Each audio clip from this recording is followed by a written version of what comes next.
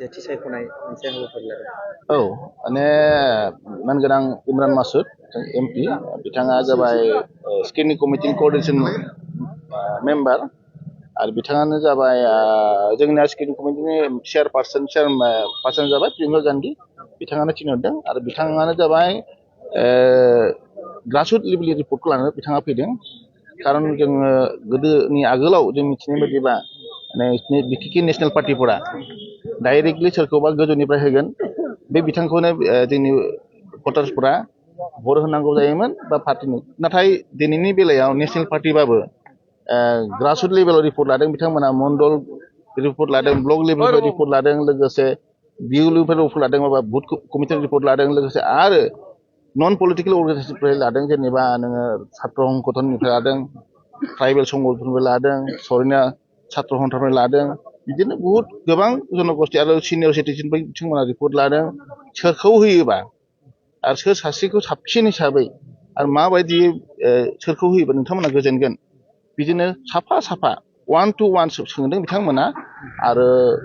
निश्चय बिथांमोना सेटिसफाइड जोंनि गरेस्वरनिफ्राय कंग्रेस दलनिफ्राय देरहागोनखौ रोखा बायदि नुहुरदों आरो बिथांमोना बुंलांदों रिसेन्टलि माने जोंनि गरेस्वरखौ माने कंग्रेसनि बिजाथि हिसाबै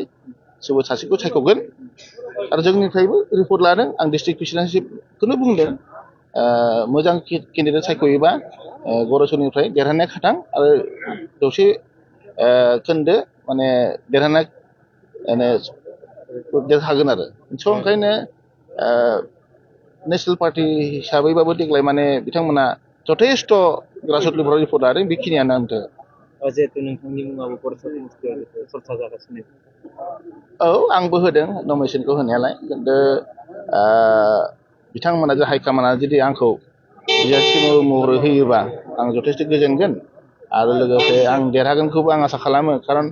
जों बाहाय अपेन मोनसे सिट बिदिनो एसटि खथा जोंना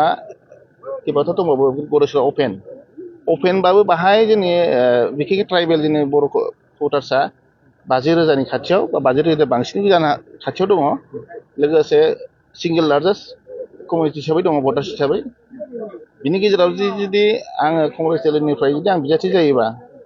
आरो गुबुन दलनिफ्राय जुदि जोंनि एसटि गैयाबा आं निस्सय आङो माबा मोनगोन क्रेडिटखौ मोनगोन लोगोसे बे हिसाबै मोनोबा आङो देरहानायाव आसाबादि